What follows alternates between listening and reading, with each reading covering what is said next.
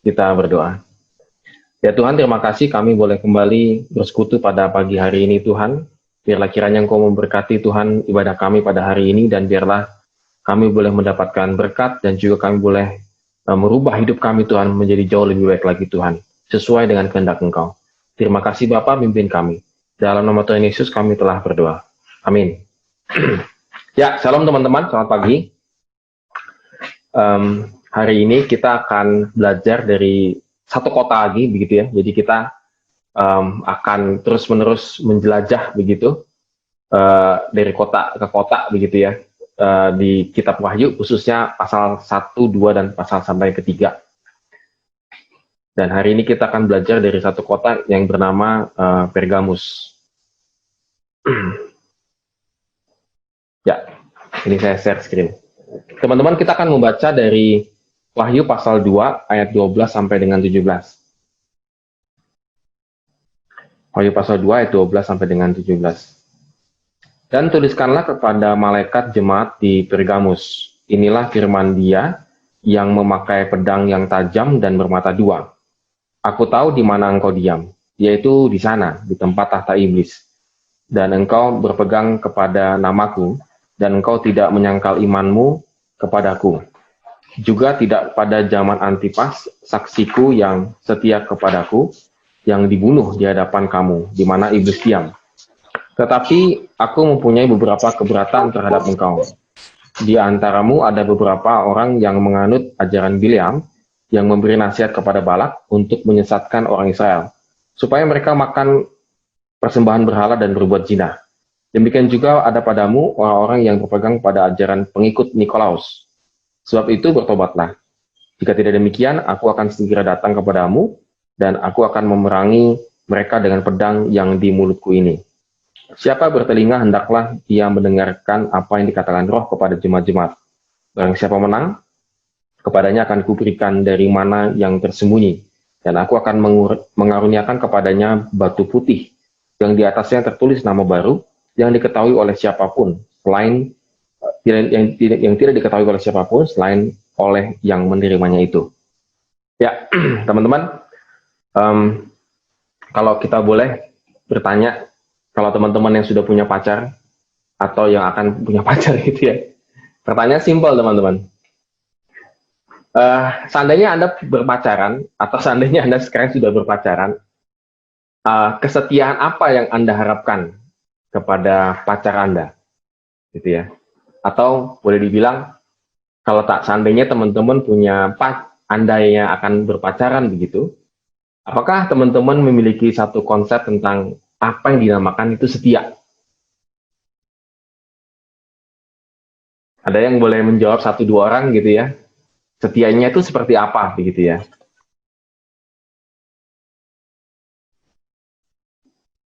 Silakan kalau ada teman-teman yang sedang berpacaran mungkin ya, ataupun yang ngayal-ngayal pacaran juga nggak apa-apa ya.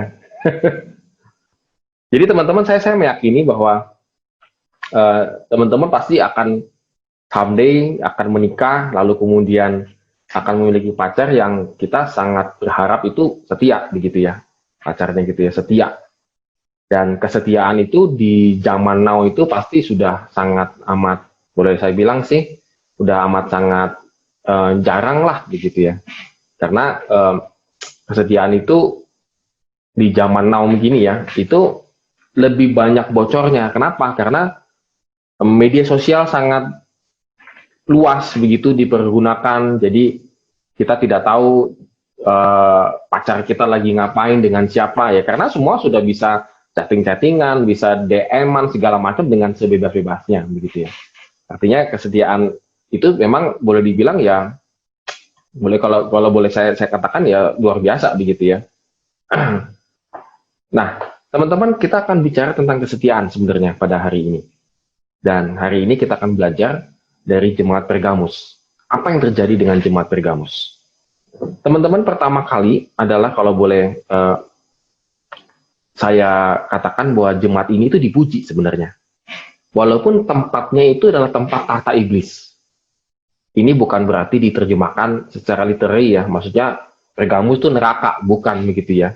Kenapa? Karena boleh dikatakan bahwa kota Pergamus yang menjadi pusat dari penyembahan dewa-dewa Yunani, sekaligus terhadap penyembahan terhadap kaisar. Jadi kita bisa kebayang bahwa ini Pergamus itu adalah satu kota yang menjadi senternya dari penyembahan berhala. Di sana ada pusatnya dewa Zeus, Dewi Athena, dan juga dewa Asklepios, yaitu dewa kesembuhan.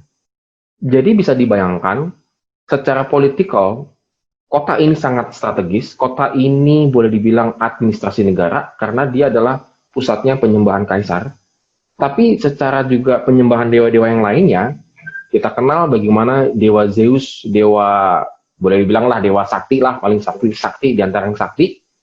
Lalu ada juga dewa Asklepios, dewa kesembuhan. Jadi banyak sekali orang datang kepada kota Pergamus untuk mencari kesembuhan. Jadi teman-teman bisa kebayang bahwa kota ini pusatnya daripada penyembahan berhala. Dan ada satu tokoh Antipas yang disebutkan oleh Rasul Yohanes di situ. Jadi Antipas ini berkaitan dengan tetap berpegang pada nama Tuhan, yaitu kesetiaan tidak menyangkal nama Yesus. Jadi Tuhan Yesus memuji jemaat Pergamus, walaupun kamu hidupnya di tengah-tengah kota negara yang menyembah berhala, tetapi kamu tetap setia. Wah, ini susah teman-teman. Ini nggak gampang teman-teman. Kita kalau berada dalam satu lingkungan yang sangat berbeda dan kita tuh lain sendiri, kayaknya agak susah ya. Misalnya contoh sederhana deh, ngomongin masker ya. Seandainya ini kita pakai masker, lalu kita datang ke kondangan, semuanya nggak pakai masker gitu ya. Dan orang akan melihat kita, lain sendiri gitu ya. Padahal yang benar itu kita. Karena lagi COVID, kita betul pakai masker, tapi yang lain itu nggak pakai masker. Sehingga orang ngeliatin kita satu persatu. Lama-lama teman-teman, kita bisa lepas masker. Karena nggak enak gitu ya kira. Nah teman-teman ini luar biasa. Mereka tetap berpegang pada nama Tuhan. Setia. Dan juga tidak menyangkali iman. Disebutkan oleh Tuhan Yesus. Jadi tetap percaya kepada Yesus, walaupun mereka menyaksikan realita, ternyata tidak mengalami pertolongan Tuhan. Dari mana terjemahan ini bisa kita lihat? Ya, realitanya, seorang yang bernama Antipas memilih setia kepada Tuhan, ia malah mati martir. Nah teman-teman sekalian, luar biasa jemaat Pergamus dalam kesetiaan mereka. Bahkan mereka sampai bersedia mati martir. Tetap tidak mau menyangkal nama Tuhan Yesus. Mereka menjadi yang lain sendiri di tengah begitu banyaknya penyembahan-penyembahan berhala. Dan Antipas menjadi salah satu contoh, menjadi boleh dibilang tonggaknya daripada jemaat Pergamus, dia mati martir. Ketika dia harus memilih menyangkal Kristus atau menyembah kaisar. Nah, tetapi teman-teman, di tengah-tengah jemaat itu ada ajaran Bileam, yaitu ajaran Bileam dan Nikolaus. Kita akan lihat ada apa, kenapa Tuhan Yesus boleh dibilang mengkritik jemaat ini luar biasa juga. Di satu sisi dia memuji, di satu sisi dia juga sangat mengkritik jemaat ini. Ajaran Bileam itu adalah nasihat Bileam kepada Balak untuk menyesatkan orang Israel dengan jalan membuat mereka terlibat dengan persembahan berhala dan perbuatan zina. Teman-teman bisa cek di bilangan 22, 25, dan bilangan pasal 31. Jadi nasihatnya itu mereka kompromi dengan berhala, akibatnya adalah jemaat Israel, maksudnya umat Israel pada waktu itu melakukan perbuatan zina, pencemaran. Jadi beberapa orang di dalam jemaat ini, walaupun mereka begitu setia kepada Tuhan, namun mereka terlibat dalam dan terjerat dengan segala imoralitas, yaitu dosa seksual. Jadi teman-teman hati-hati di sini. Di satu sisi jemaat ini sangat setia kepada Kristus, imannya luar biasa, tapi di satu sisi yang lain, mereka terjerat dengan namanya imoralitas, dosa seksual salah satunya. Dan adanya ajaran Nikolaus. Banyak para ahli mengatakan Nikolaus itu ini. Tetapi boleh kita simpulkan bahwa ada sekelompok orang yang merusak anak-anak Tuhan gitu ya, dengan membujuk mereka untuk melakukan kompromi terhadap budaya pada masa itu. Jadi kembali lagi teman-teman kita lihat konteksnya pada waktu itu ya, bahwa Mereka adalah pusat kebudayaan penyembahan berhala. Dan kelompok Nikolaus itu mengajak jemaat untuk kompromi gitu ya dengan budaya-budaya yang ada. Teman-teman, saya rasa ini adalah dua hal tantangan kekristenan pada saat ini, khususnya bagi teman-teman yang masih remaja dan pemuda, yaitu jatuh kepada imoralitas, dosa seksual, dan yang kedua adalah kompromi dengan budaya yang salah. Apa yang saya maksud dengan kompromi budaya yang salah? Satu kebudayaan yang membawa kita bukan semakin mengasihi Tuhan, tetapi semakin tidak mengasihi Tuhan.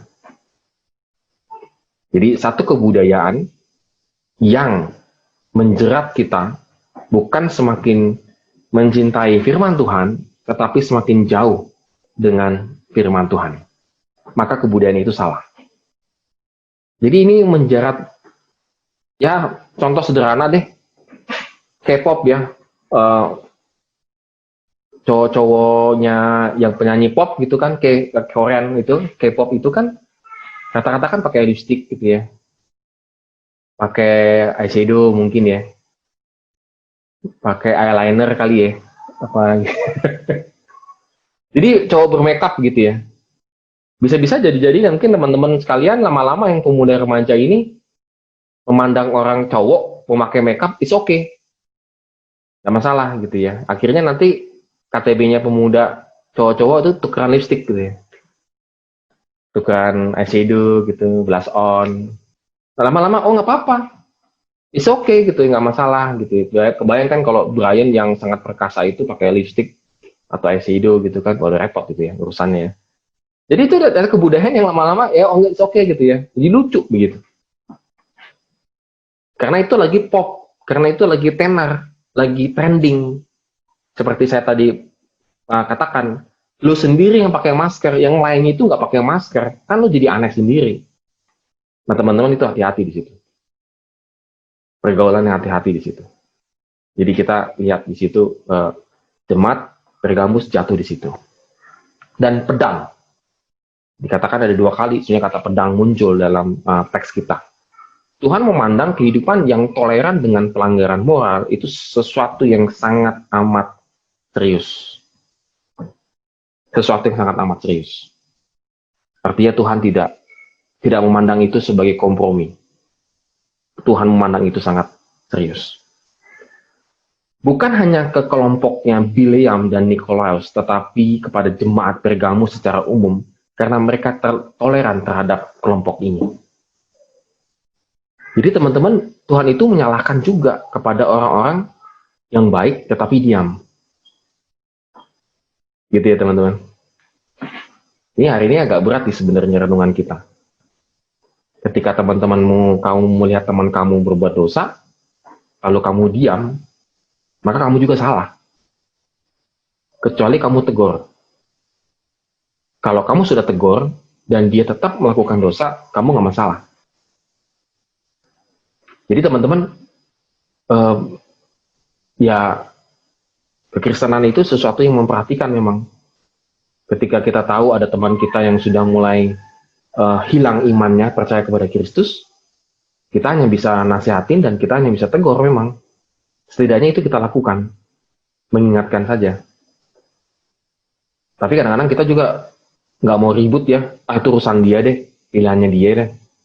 Itu gue nggak mau ikut campur tangan deh, urusan lo lah gitu ya.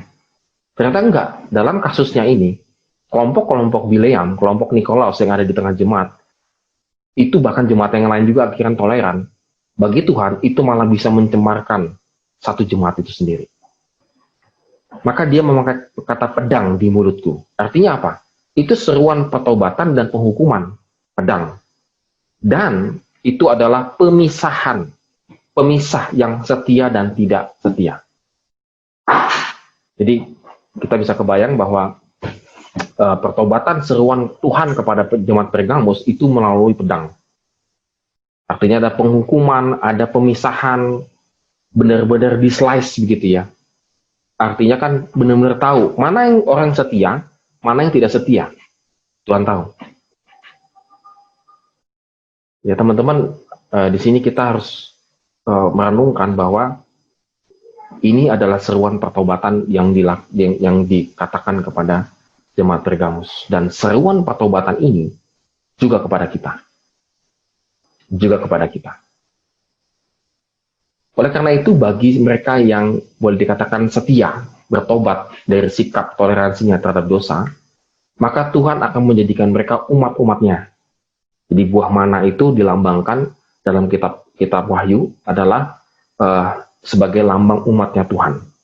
Dan mereka berhak masuk ke dalam tempat perjamuan Tuhan. Jadi akan ada satu persekutuan yang indah bersama dengan Tuhan bagi yang setia dan bertobat dari sikap toleransi terhadap dosa. Nah, tiket tadi buah mana. Nah, ini tiket judul kita pada hari ini. Jadi istilah batu putih itu menunjuk pada dua hal, yaitu pertama tanda pembenaran dan kedua tanda masuk tiket. Jadi memang tiket gitu ya, itu tiket batu putih itu ya, tiket. Kemarin saya bilang si Anes yang membuat logonya itu kan batu putih. Saya pikir dia tahu terjemahannya itu adalah tiket gitu ya, nggak taunya dia lihat di Alkitab ayatnya langsung batu putih aja di capture gitu ya. Ternyata batu putih itu memang artinya tiket. Gimana caranya? Batu putih biasanya dipakai sebagai tanda pembenaran dalam pengadilan pada waktu itu. Orang yang dibenarkan akan mendapatkan batu putih, sementara itu yang dinyatakan salah akan mendapatkan batu hitam. Jadi di samping tiket, yang pertama artinya adalah dia adalah mengalami pembenaran dalam penghakiman. Jadi benar Tuhan datang dengan penghukuman pedang dan pemisahan. Jadi yang benar itu akan mendapatkan tiket. Jadi batu putih itu adalah tiket, artinya adalah orang yang bertobat akan menerima konfirmasi iman untuk masuk ke dalam kerajaan surga. Jadi teman-teman, apakah kita sudah punya tiket untuk sebagai konfirmasi kita masuk ke dalam kerajaan surga? Tadi WL juga ngomong gitu ya, seandainya kita udah beli tiket kita hilang. Susah ya untuk konfirmasi ke tukang penjaga tiketnya bahwa saya sudah beli tiket. Maka si penjaga tiketnya pasti akan bilang, mana tiketnya? Sebagai konfirmasi, kamu udah beli tiket. Nah teman-teman, iman kita kepada Kristus kira-kira seperti itu teman-teman. Sebagai konfirmasi, mana tiketnya? Kita mengatakan, saya percaya kepada Kristus dan saya masuk ke surga. Tuhan akan mengatakan, mana tiketnya? Sebagai konfirmasi bahwa engkau sudah masuk ke dalam kerajaan surga. Apakah selama ini hidup kita kudus? Apakah selama ini hidup kita ini benar-benar tidak toleransi terhadap dosa? Gitu ya teman-teman. Apakah selama hidup kita ini kita lebih setia kepada dunia ini?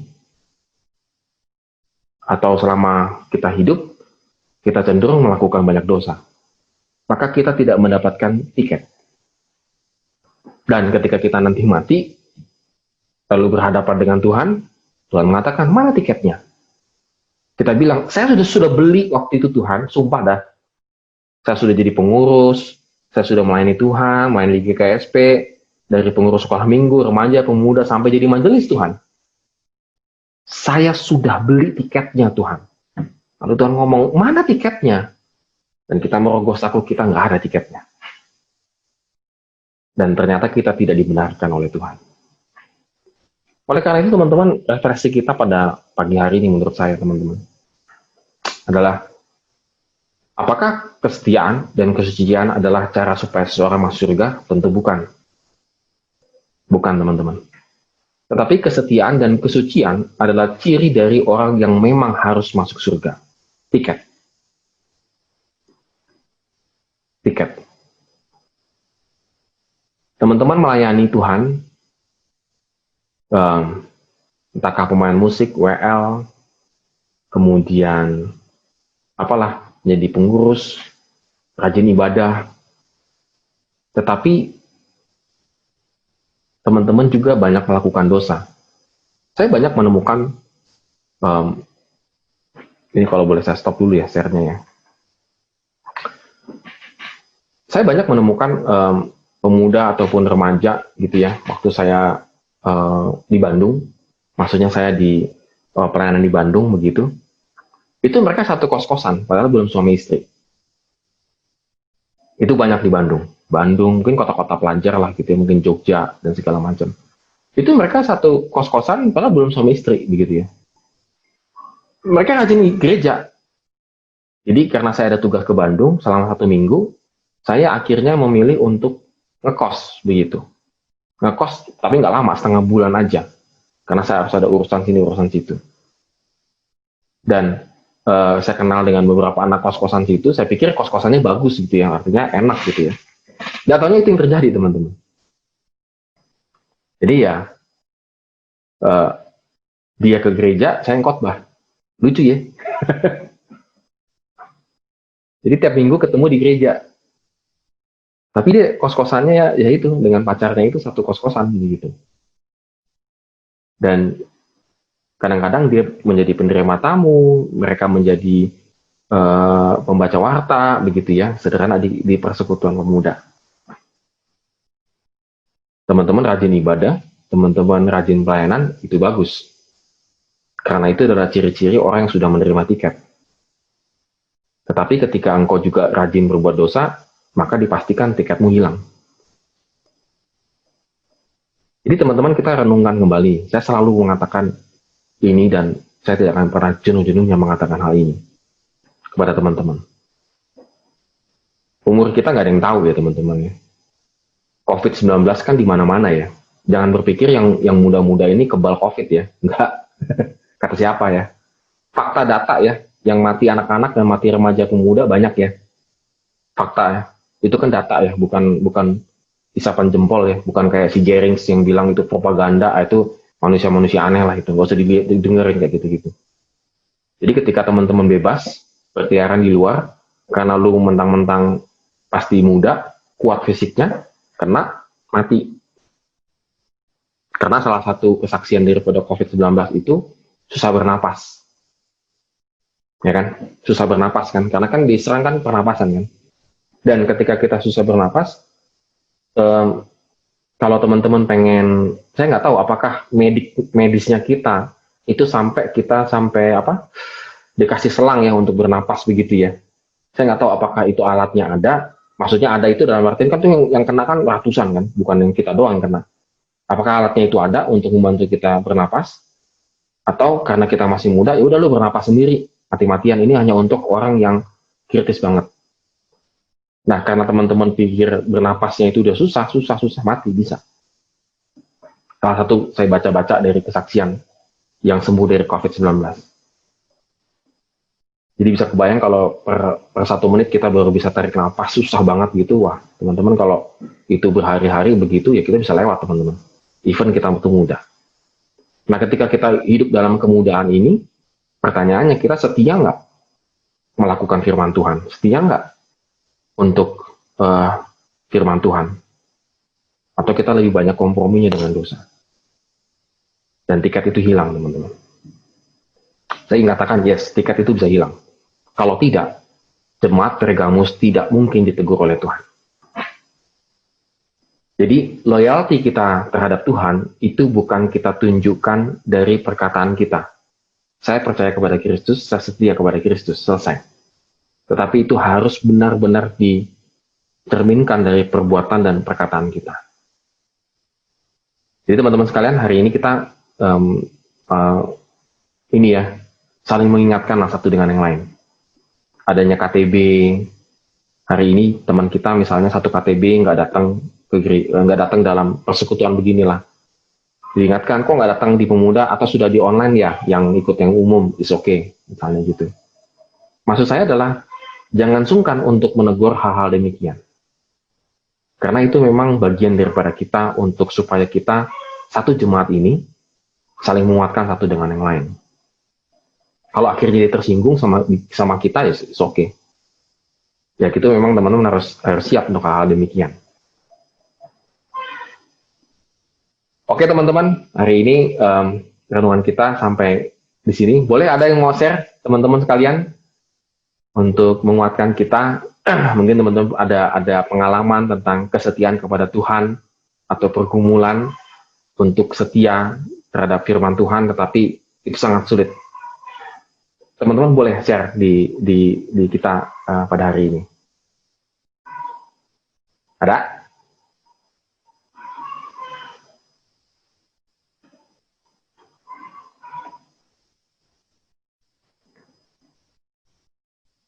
Yang di gereja boleh share. Yang di gereja satu tahunnya tuh banyak itu.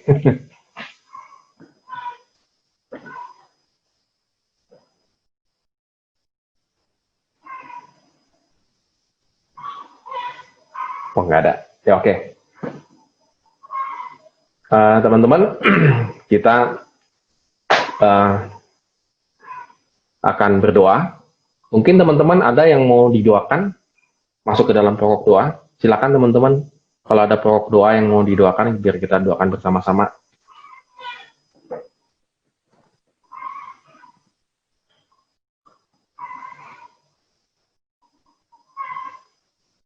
Silakan, kalau ada teman-teman mau didoakan apa pergumulannya, silakan.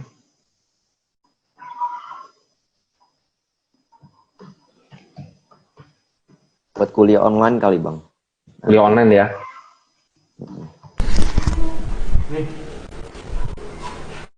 Gue mau doain, Bang. Ya? Lu dekat sini kali. Doain, Bang, biar gereja sebelah dibuka. Oh, gereja dibuka. Ya, itu emang agak susah ya. Tapi nggak apalah. Ada lagi teman-teman?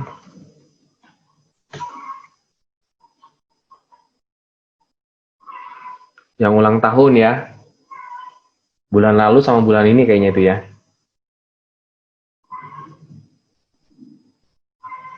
Oke. Anes. Iya. Anes.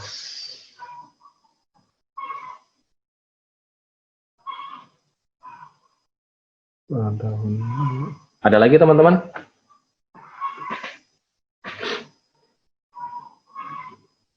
Jessica. Oke. Oke, teman-teman, kalau nggak ada lagi, kita bersatu di dalam doa. Ya Tuhan, terima kasih kami boleh kembali Tuhan merenungkan kebenaran firman-Mu dari jemaat Pergamus Tuhan. Satu jemaat yang secara kasat mata Tuhan, mereka sangat setia kepada Engkau. Tetapi tanpa sadar Tuhan, mereka juga tidak setia kepada Engkau Tuhan, melalui kompromi terhadap dosa Tuhan.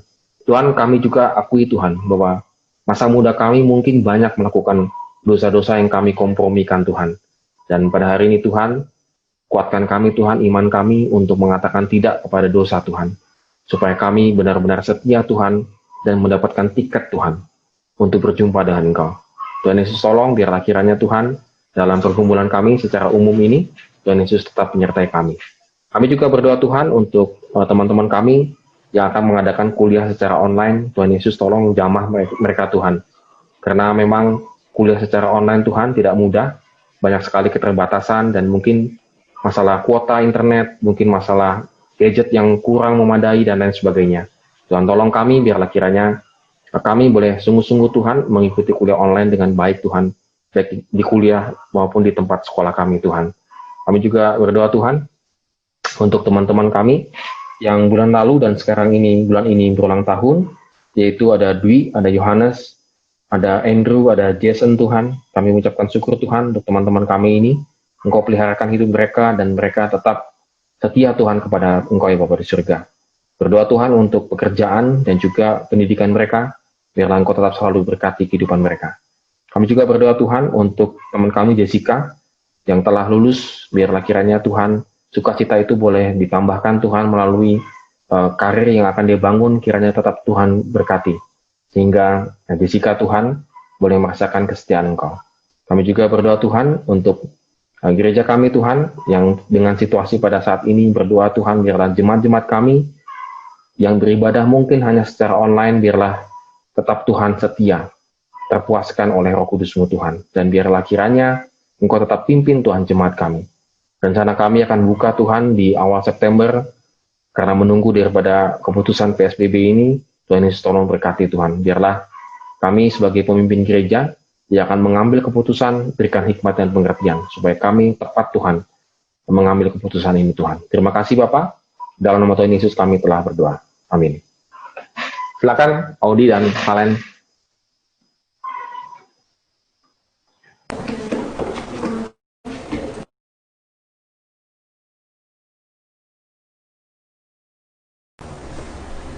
baik. Terima kasih Kak Fabio untuk firman Tuhannya. Nah, jadi kita belajar hari ini bahwa tiket itu adalah tanda konfirmasi iman kita terhadap Tuhan.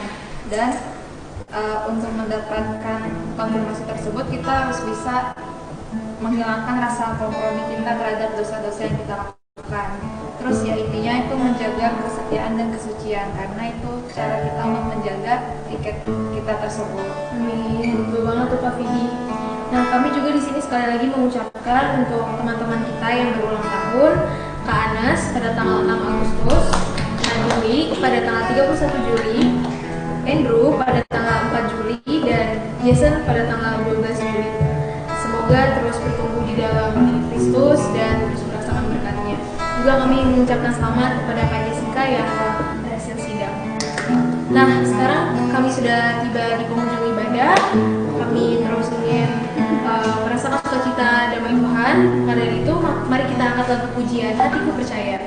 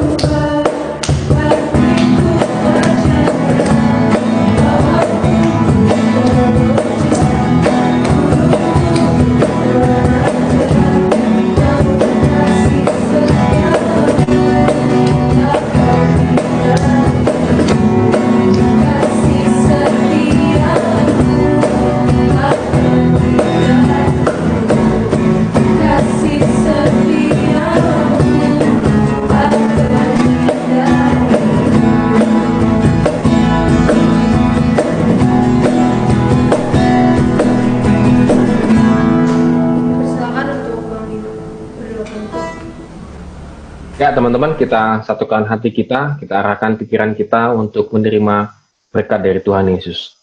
Tuhan memberkati engkau dan melindungi engkau. Tuhan menyinari engkau dengan wajah-Nya dan memberi engkau kasih karunia. Tuhan menghadapkan wajah-Nya kepadamu dan memberi engkau damai sejahtera. Amin. Ya, boleh teman-teman kita buka kamera dulu.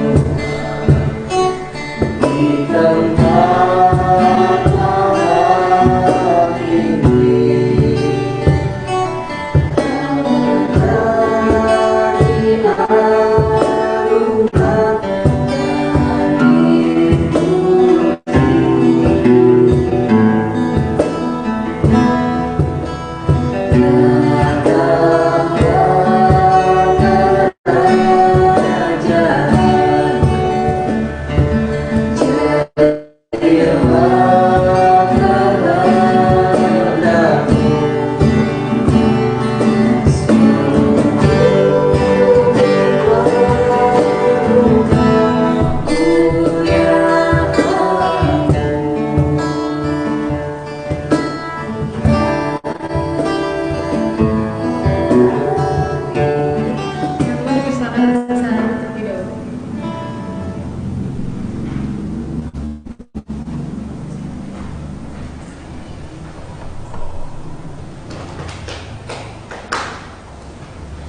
Oke, oke, boleh dibuka teman-teman kameranya.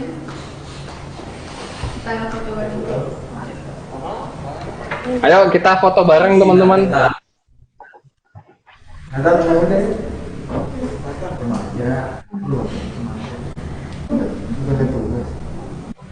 Foto. Bowo. Wah.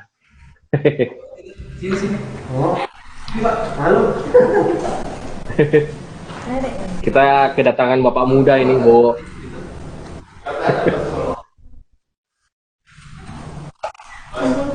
Ada Revel boleh Revel, tinggal Revel nih. Bowo kan sendirian. Tinggalnya sama Galih. Bowo sendirian. Oke. Oke. 1, 2, 3. Lagi ya. 1, 2, 3.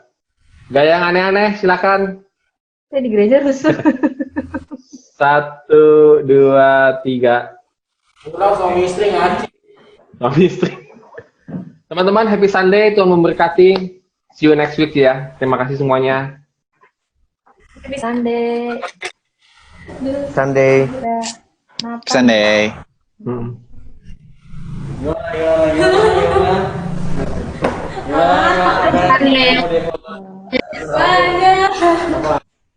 Sunday.